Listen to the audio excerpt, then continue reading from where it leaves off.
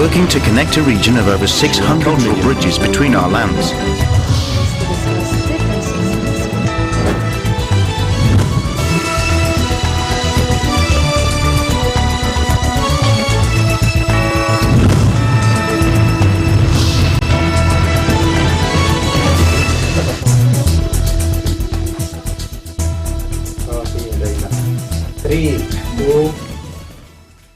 Hello and welcome to ASEAN in Focus. I'm Judith Romero delivering to you the latest news in and around the ASEAN region on today's headlines.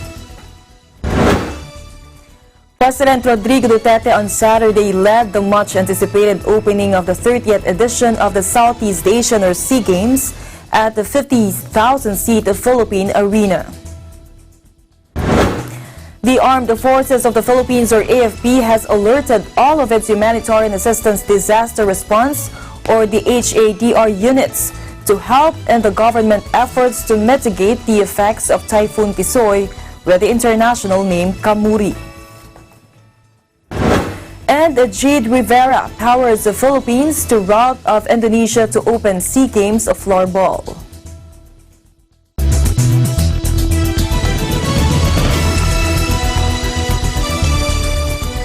President Rodrigo Duterte on Saturday led the much-anticipated opening of the 30th edition of the Southeast Asian or SEA Games at the 50,000-seat Philippine Arena.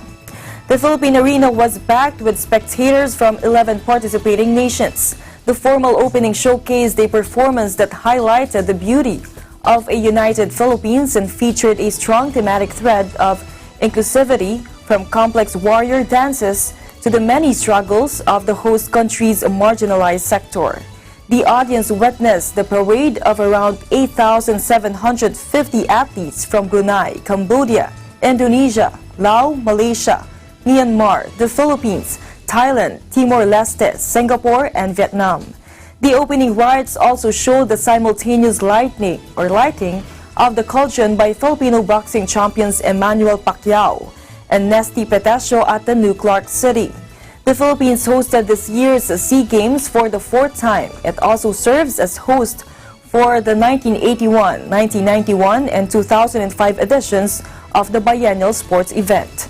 A total of 19,767 police officers and government personnel have been deployed to ensure the country's smooth hosting of the prestigious sports event.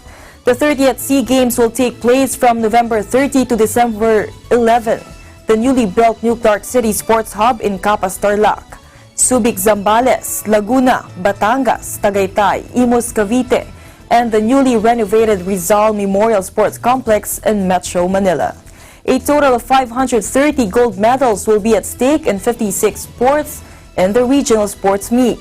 The Philippines will have the biggest delegation in the 30th edition of SEA Games, fielding 1,115 athletes and 753 coaches and officials, with a hope to land in the top 3 among the 11 participating nations.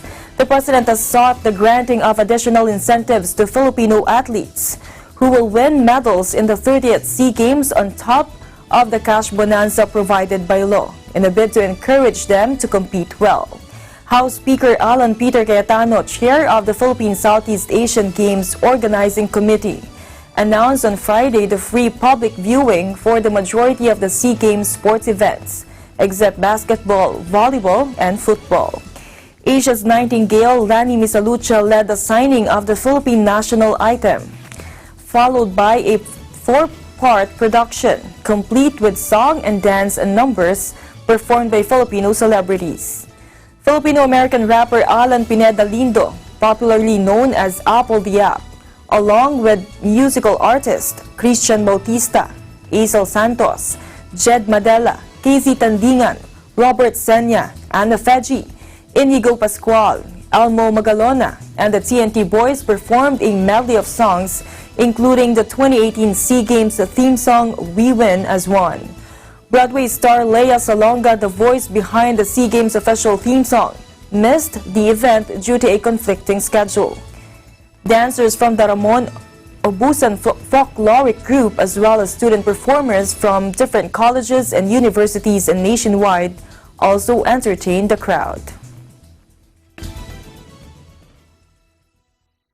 Meanwhile, the Philippine National Police or PNP said that no untoward incident was reported during the much-anticipated opening of the 30th edition of SEA Games at the Philippine Arena in Bukawi, Bulacan. In a statement, a PNP officer in charge, Lieutenant General Archie Gamboa, said the PNP lauds the full support and cooperation of the public in ensuring the success of the opening ceremony of the 30th SEA Games on Saturday. A total of 19,767 police officers and government personnel have been deployed to ensure the country's smooth hosting of the prestigious sports event. He said tight PNP security remains in full force in cooperation with the Philippine SEA Games Organizational Committee or FESCOC, even as they continue to express full support to all Filipino athletes. Gamboa said the PNP remains alert and vigilant to prevent occurrence of crimes and implement security contingency plans in case a Typhoon Tisoy will affect the scheduled games, and assist local disaster management councils to implement preventive evacuations should the need arises.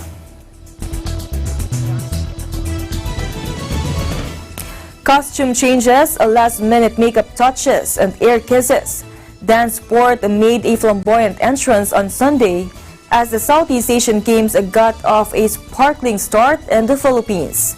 The ballroom competition picked up the baton from the color, music, and glamour of the previous night's glitzy opening ceremony, with all the quiet hairstyles and high tension of a Dancing with the Stars episode. A small but raucous crowd, mostly Philippine, waved flags and cheered on the local couples in the function room of Clark's Roy's Hotel, with some in the audience giddily fanning their faces with their hands in nervous anticipation. Backstage, the atmosphere was tense as dance partners from Vietnam, Singapore, and elsewhere around the region psyched themselves up for performances years in the making. Some ran through their routines, said prayers together, or did breathing exercises to tamp down their fraught nerves.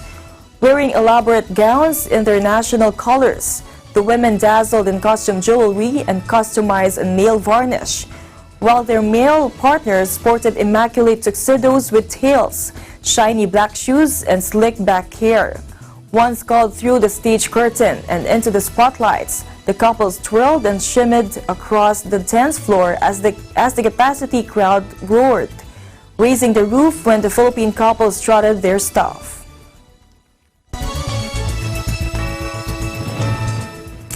Malacanang on Sunday praised the organizers, volunteers, and the other people who made a job exceedingly done in organizing the formal launch of the 30th Southeast Asian Games at the Philippine Arena in Bukawi, Bulacan on Saturday night.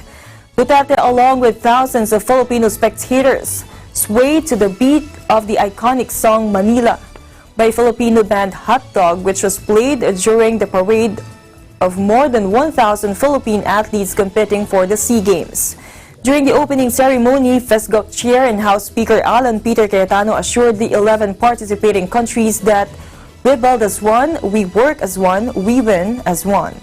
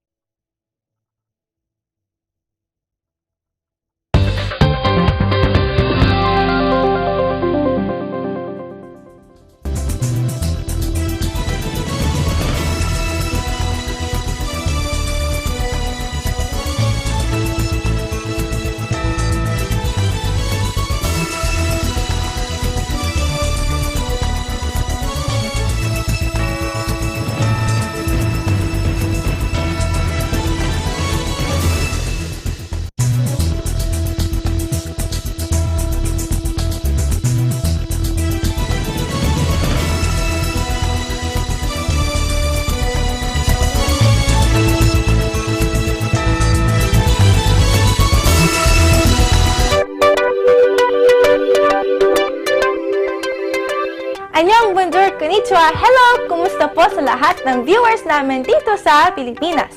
Ako si Ate DJ and you can watch me and Teacher Sally here on Net25 Kids Live. You can catch me every Tuesdays and Thursdays on Anong Sa Inyo, and you can catch Teacher Sally every Mondays, Wednesdays, and Fridays here actually on this set. This is the Kid Kwento set. Iniimbitahan po namin kayong lahat na manood ng shows ng Net25 through OSN. You can now watch Net25 shows on the OSN channel 725. Panoorin nyo ang mga favorite Net25 shows nyo live and on demand, anytime, anywhere, and on any mobile device on OSN Play. Dito sa Net25 and OSN, siguradong at home kayo dito. Again, I am Ate DJ and I am one who's 25.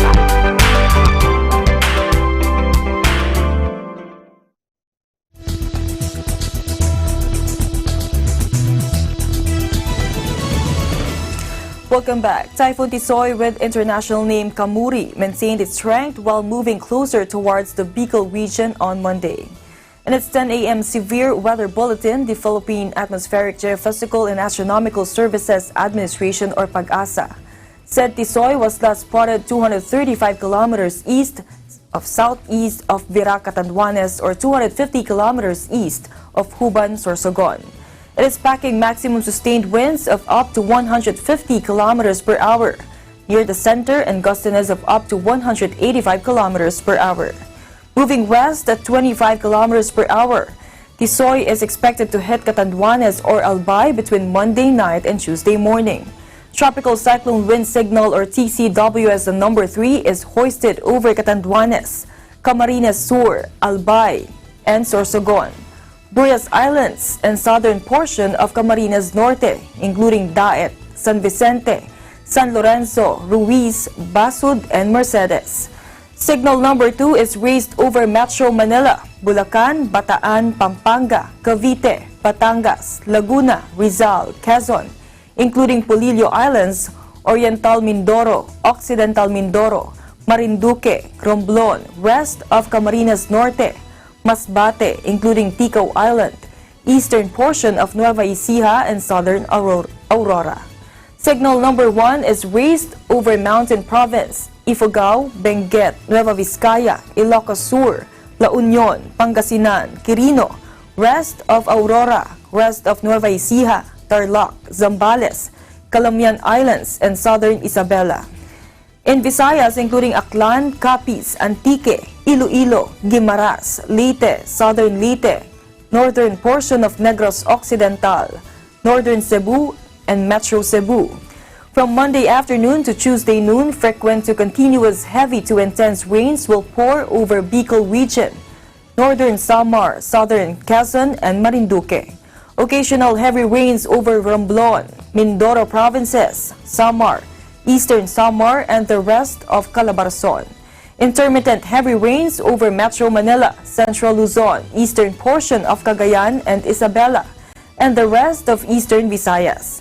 PAGASA warned residents in areas with storm signals, especially those living in areas identified to be highly susceptible to flooding and rain-induced landslides, are advised to take appropriate actions, coordinate with local disaster risk reduction and management offices, and continue monitoring for updates. Maintaining its speed and direction, Tisoy is expected to leave the Philippine area of responsibility on Friday morning. Meanwhile, the Armed Forces of the Philippines, or AFP, has alerted all of its humanitarian assistance disaster response, or the HADR units, to help in the government efforts to mitigate the effects of Typhoon Tisoy, with the international name Kamuri. In a statement, AFP spokesperson Marine Brigadier General Edgar Arevalo said that as the country braces for Typhoon Tisoy, different HADR units of the Armed Forces of the Philippines are already on alert for the storm that is expected to bring frequent to continuous heavy rains in the Bicol and southern Tagalog regions, Metro Manila, and some parts of Central Luzon and eastern Visayas. This includes the AFP's Southern Luzon Command's, or SOLCOM's, disaster response task units from the 9th Infantry Division and the 2nd Infantry Division, as well as those from its respective Air Force and naval components. All of SOLCOM are now on standby alert to effect or render assistance and possible preemptive evacuations and to adopt other contingency measures. Arevalo added that HADR units are specifically trained and equipped to conduct search, rescue, and retrieval operations.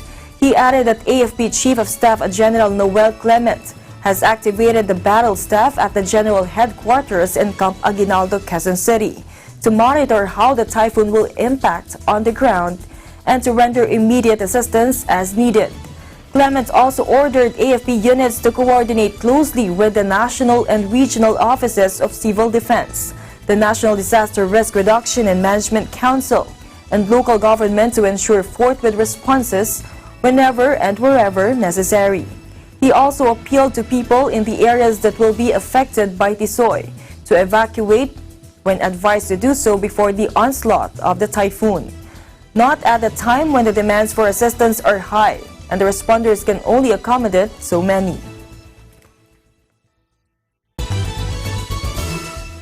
In other news, ASEAN and Switzerland today agreed to add a further substance to their cooperation in order to make the partnership more robust in the coming years.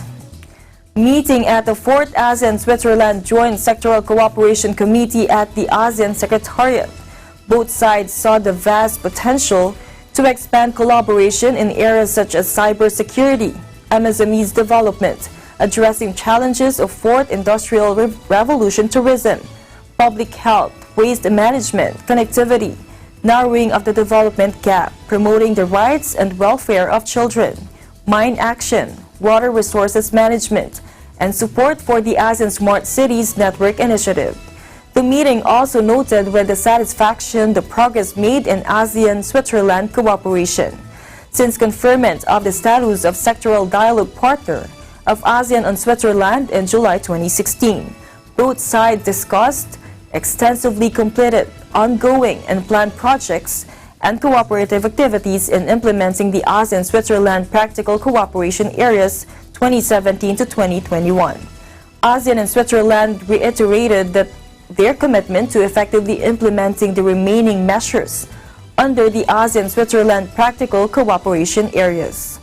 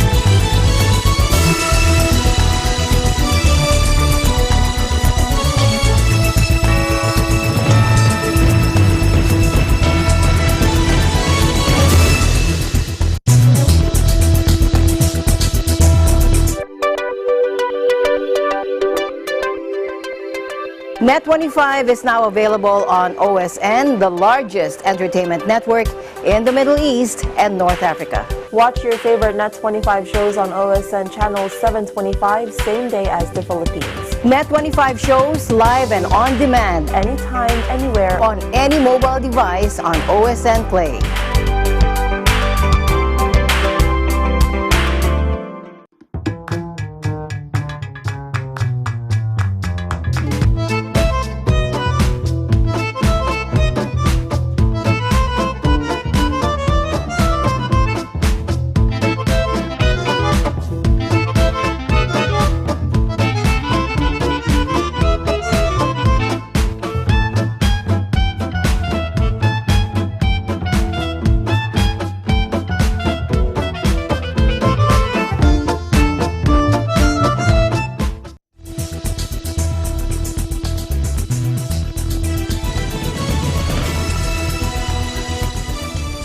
Welcome back. Jade Rivera powered the Philippines to rout of Indonesia to open the SEA Games floorball. Charmaine Plumla, EBC Singapore Bureau, has more. 2019 Southeast Asian Games is Philippines' fourth hosting after 1981, 1991, and 2005. 11 participating nations, 529 events in 56 sports, and 9,840 expected athletes is what the 38th SEA Games is all about. Athletes have active lifestyle. You see them in action all year round. They compete against the best athletes and continue to train hard in the pursuit of athletic excellence. Floorball forward Jade Rivera made her country proud at the 30th SEA Games when she delivered 5 of her team 8 goals for an 8-1 win against Indonesia on the first day of the floorball match held at the University of the Philippines College of Human Kinetics Gymnasium. Jade Rivera is not your ordinary athlete.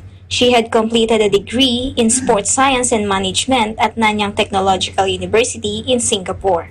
She has been competing in floorball matches in Asia, but have extended her wings when she also competed in Europe last January this year.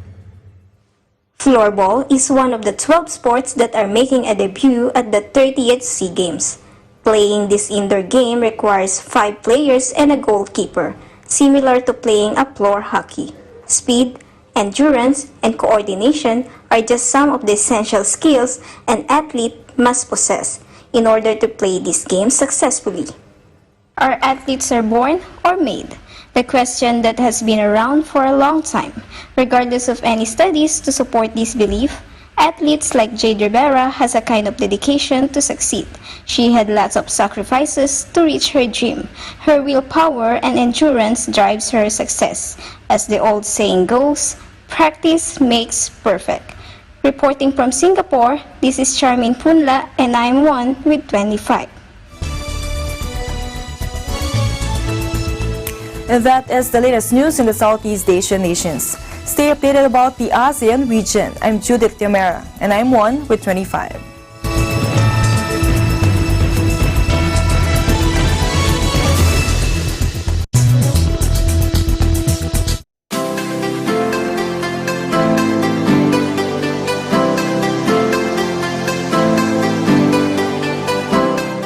For the not-so-avid hiker or adventurer with young children, short, paved trails are a great way to enjoy the outdoors.